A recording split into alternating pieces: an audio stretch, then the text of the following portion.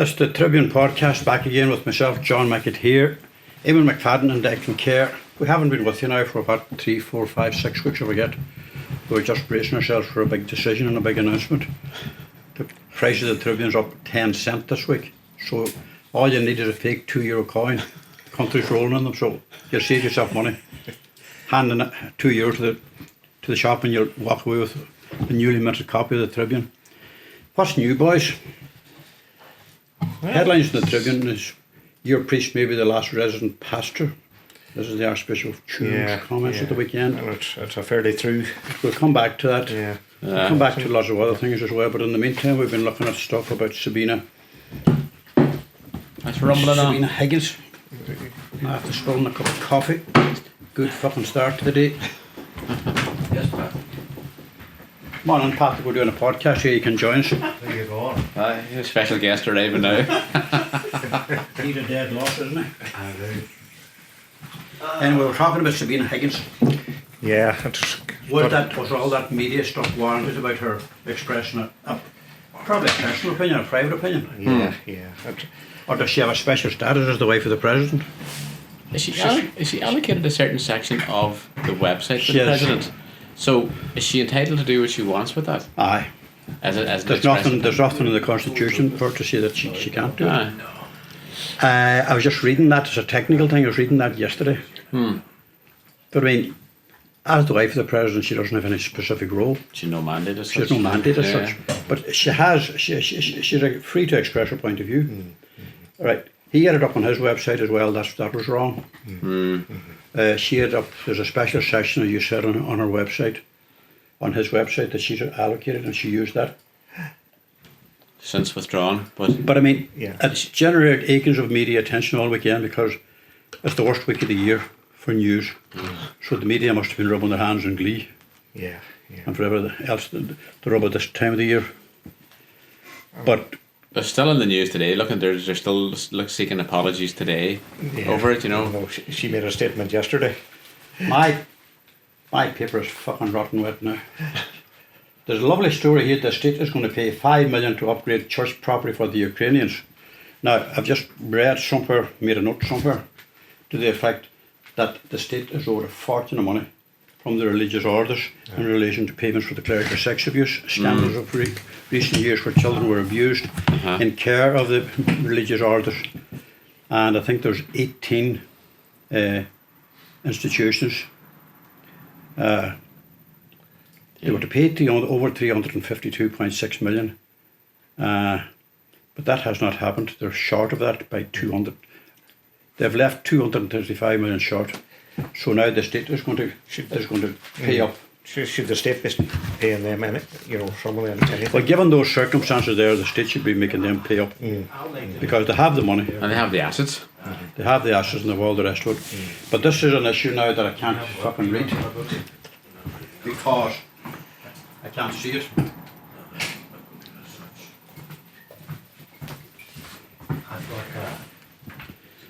The government is primed to spend $5 million renovating and maintaining buildings owned by religious orders to help house Ukrainian refugees fleeing the war. Now, I have no objections to that happening, but I would object strongly to the state spending that money, given that the religious orders have not coughed up. I mean, they are asset rich, and this was an agreement. None of these agreements obviously are legally binding. But after all these years, I mean, this was agreed in 2009, and they haven't paid that share of their money. Like in others, they would have had to sell off assets in many instances, but they have the assets to do so. They have the land and the property. But anyway, hasn't been. We'll leave that and see where that's going to go, because there's going to be a crisis with the refugees come the end of the month, isn't there? When the students about 6,000 student beds. I mean, it's a huge, massive problem now coming. So what do you do about it? Yeah. I mean, they're looking to sports clubs and GA clubs and soccer clubs. Tented villages and all this. None of that. This is madness. No long term. Do you expect much more from the government that we have? because we've been listening to this last couple of weeks, and we're just going to go to that in a wee minute about the whole farming issue. You stick in the housing crisis to the whole situation anyway. It's there. That's there all the time. That's getting worse. That's getting worse by the month. Well, that's going to. You think what that's going to be like up here now with the next couple of years with the lack of building, there are many people waiting in the wings of Micah. Yeah. We're going to look at something. We're just a bit scatterbrained here. What's something different, Declan? There's this swim back in time that you were covering. Yeah, it's a nice. You weren't at the swim actually. I didn't. Too late at night. I wasn't asked to cover it live, but I got a nice little story talking to Karen Crawford and her husband Lester Spear were over in the Arctic Circle, and they swam from Finland into Sweden, and it was unique in the sense that the time zone, there was an hour time zone, so they were, and this was just after midnight, so they left on the Saturday morning, a 55-minute swim, and they were actually back, you could say, before they started, because it was just before midnight on the Friday night that they arrived at the end of a 3K open water swim. So nice little story, and it was Karen and Lester certainly enjoyed it, and it was another ticked off the box for them in terms of their swimming exploits. That's excellent. If you've just joined us on the podcast, I want to welcome our local undertaker, Patrick Sweeney, down to the office. Are you canvassing business, Patrick, or are you making any comment on that? I think he's sizing you up there, the measuring. His price is about to go up for the winter months. Anyway, you're talking about... No comment. Look, you're talking about this swim. Yeah. So, yeah, listen, it was a great experience. It's out near the actual, the Torney River it was actually on, and it's where they were staying is near Lapland. Oh wow, so very north of... Yeah, and they just open up at this time of year for this event, so it's a very touristy, obviously in the winter time, but... It's novel, It's novel, yeah. So, listen, it was a very... What possessed them to do this thing?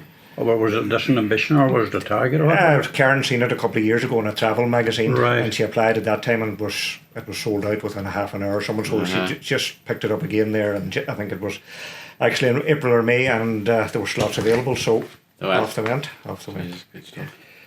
We're going to look at these farm cuts, the emission cuts, where nobody's pleased, least of all the farmers. We've done a piece with Brendan McLaughlin, who's the chair of the IFA here in Donegal. And the farmers have a big problem. I mean, they are the custodians of the land. There's no way that this 25% emission cut will be met by 2030, given the fact that the government has no roadmap. Farmers are not being provided with any idea of compensation, or exactly what are they supposed to do. Are they supposed to whack on all these energy saving measures without any consequences for the results of it? Are we going to have to cut the cattle herd? Because if we are, it's going to be self-defeating. Because as sure as God, if we take 500,000 cattle out of circulation, which could happen over the next 5 years, other countries outside of the EU will gladly fill that void, particularly Brazil. So I don't know where the government is going with this. IFA, we're of the belief that the 22% emission rate was just about achievable with the right input from government and the right directions. None of that has arrived at, but last Thursday they finally agreed, despite the protestations by the Department of Agriculture and their representatives and their politicians, that the cut would be no more than 22%. The Green Party was demanding 30%, so they met halfway at 25%. Now there's been total silence since then. Farming lobby, totally angry. But I mean, can you see big cuts being made without serious compensation? Yeah, and I mean, will anything tangible really happen? You know, that agreement is there now, but as you say, a roadmap in terms of specifics, and you know, I mean, based on previous experience, you know, in relation to the global, you know, that whole global situation in relation to, you know, it really hasn't happened in terms of the emission cuts, really, hasn't it not? No. You know, so. But the herd has continued to grow. Yeah, well that went the other road. You see, we are in this unique situation. We don't have any heavy industry. Farming is our biggest indigenous product. The argument is that it's creating 37% emissions, the largest by far of any sector. And if there's to be any changes to the roadmap that's laid out now by the environmental agency, then other sectors will have to carry that loss. Like there's going to be 75% cuts in transport. Can you imagine that by 2030, everybody will be up and down Muffler Street on a motorised or on a scooter, an skateboard. Scooter. That's not going to happen. To have 1 million cars by 2030 is most unlikely to happen, given that at this point in time there's only 2.6% of the vehicles on Irish roads are electric. I know the number of electric cars for this year on year over the last couple of years is increasing, but it's from the lowest of low bases. So you have to look at the wider picture and look at the number of vehicles on the roads, and many of them are EVs. The number of trucks, huge articulated trucks that would take another truckload of batteries to tank them up in probably 2 days to recharge them. I think there's about 265 to 275,000 people employed in agriculture, maybe 9,000 in Donegal directly. And it's a big money spinner, at around 14.5 to 15 billion. And in recent years, a lot of people have gone from suckler into dairy, and the huge capital investment has been made, and obviously the that whole numbers of livestock has, as John says, has increased. Well, the suckler herd is the main one in Donegal, and it's the most vulnerable one because they tend to be much smaller numbers. I think nationally there's about 1.6 million dairy cows, and the overall suckler herd is about 800,000. So it's smallish, but it's very relevant on small farms where you're talking about the 19 acres of snipegrass out in Fanad or up on the top of Moyle Hill. But I don't know how this is going to play out, because all the government parties are going to take a hit on this one in the local elections, which is coming down the tracks in 2 years' time or less. But in the next general election, because I suppose the odd one here is that Sinn Féin did not make any comment whatsoever as to what was acceptable, saying that there wasn't enough evidence available to them. I don't know where you go with that there. I don't know what that does for Sinn Féin, or at what point do they make some comment on it to the extent that, do they agree with this 25%? Do they want more than that? Or will 25% make any significant difference? Because I just heard Michael Fitzmaurice, the Galway Roscommon TD, on Midwest Radio one morning last week with Tommy Maher, and he was just simply saying, if you had a cover big enough to put over the country and leave it there for 5 years, nothing would ever get out of it. Environmentalists would never know or notice, because our footprint for emissions is less than 0.5% on the global scale. So that's how minimal the impact is that we have. So why are we whacking these cuts on? Is this an agenda that's just an urban agenda based in Dublin, driven by the Green Party? They seem to be holding a lot of the cards at the minute, anyway. They're holding about 2.5% of the on average of the last 10 polls. They're holding about 2.5% of the popular vote. Well, given that they've 12 seats now, that's a significant number. It's enough, given the tightness of the votes in Leinster House. And remember, they're back before the end of September. They're going to be facing into a real hurricane to try and produce a budget of some kind. That's going to satisfy nobody but leave everybody up in arms. Because at that point we'll be running out of space, I think, insofar as the 20-cent reduction on fuel tax is concerned. I think it's the end of September that runs out. Will it be kept on again for another 6 months? Possibly, because at this point they're doing anything to hang on to they can't allow their opinion polls to drop below the point that they're now at. It's probably the worst. I was just reading some stuff on the esteemed leader, Bertie Ahern, a man whom I knew quite well. I was just reading through a whole lot of his trial and tribulations the other night there. And it's hard to believe now that you've forgotten about Tom Gilmartin and the famous Paddy the Plasterer and all the other trips to Manchester and the country collapsing under a weight of debt that we had to give away. We had to give away our sovereignty to let to let the ECB come in and bail us out. But anyway, we're going to move on from that. We're going to look Remelton Post Office. Talk to us about Remelton Post Office. Big changes, small changes. I suppose Friday was the final day for the McDade family after 44 years. Eileen was the postmistress there for the last 25 years, and it's now moving to, or it has moved now. It started on Tuesday, John. Yeah, I was on there today. First case on the Mall. I've called on there today. It's quite busy actually. So, there's quite an extra volume of traffic on the Mall. Right. Yeah. And this was one of the fears of the public, that the change of location would obviously, there wouldn't be near the number of people using a post office now as there would have been, say, 44 years ago when the McDades took it over. Over in Castle Street. You didn't notice, you didn't see the tendency for traffic to build up over there because it's wide open spaces. Because you had good parking there, but now looking at the traffic on the Mall today, the density of it is quite worrying. Maybe it's the time of year, maybe it's the week that's on, but there's traffic literally everywhere. And you have big trucks trying to get through the town, barely scraping through, past other big vehicles, and you have traffic both ends of both sides of the street.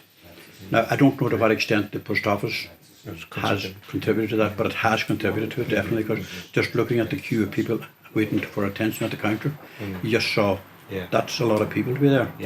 If you have 10 people in, you probably have 10 cars parked outside somewhere. But anyway, we wish them good luck with that. But we were talking about the era over in Brendan McDade's. Back to when he took it over. As you were saying, 1978, he took over from the Sheridan family. John Sheridan, who had it ironically where it has now moved to. On the Mall. So. And adding to that was a petrol filling pump. Out on the pavement. And I think the family before that was the Michael Wees. Had it before the Sheridan. I think they were up near about where Durkin's Bar is. Not actually in Durkin's Bar, but adjacent to it. That's what Ian McGarvey tells me anyway. So Brendan McDade took it over in 1978, and then in 1997 his daughter-in-law Eileen took over, and Eileen has been there for the last 25 years. So a long time in the 44 years I suppose since in the history of the post office in Remelton, they have had, it's been in the one family for 44 years. We'll go from that to 20 years ago, Eamon, when Joe McHugh became a senator. Hard to believe it. Hard to believe that. Fine Gael hails McHugh's Senate win. The election of Councillor Joe McHugh reads here. The Senate on the last panel on Friday was greeted with acclaim by Fine Gael and Donegal North East, the farmer constituency, of course. McHugh polled 51,000 votes on the first count and was elected on count 13. That was that would have been average. That would have been quite average. That was a good result. He put in a very big shift to get that. Fine Gael put in a big shift to get that. 26 canvass for 26 days, 26 nights, and 26 counties to meet the 300. And probably 26,000 miles. Unbelievable stuff, But anyway, we're going to leave that and wish Joe well. He's now about to leave politics. He's leaving man there now. He's leaving politics at the next election. Your priest may be the last resident pastor. This is the Archbishop of Tuam speaking on Saturday evening to a congregation in County Mayo. And it comes just as major changes are announced in our diocese by the bishop. For the first time, we have 3 priests from as far away as Uganda. Massive distance away. 3 priests are here on loan at the moment, and probably not every church that we have in the diocese has a priest. I mean, I think that out in Fannin, Father Pat McGarvey is in charge of 4 churches. He may have helped some Saturday evenings and he may not. That's the way it's going to go because attendances have fallen. Vocations are down. Vocations have been falling for a long time. Number of retirements too, John. That's number of retirements, and the much lamented death of Father Brian Quinn.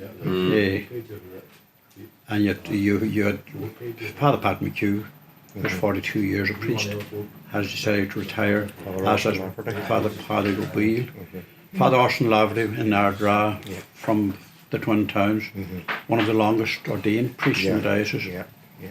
And he's remaining as a priest, I think, in the parish, isn't he? As far as I know. As far as I know. Yes, he's been there a long, long time. But Archbishop Duffy is saying that the only certainty for the future of the Catholic Church in Ireland is the ongoing and sustained decline of worshippers and priests. He said all trends point dramatically downwards and there is no turning point in sight across Ireland. We're back next week at the same time, and until then, thanks for listening.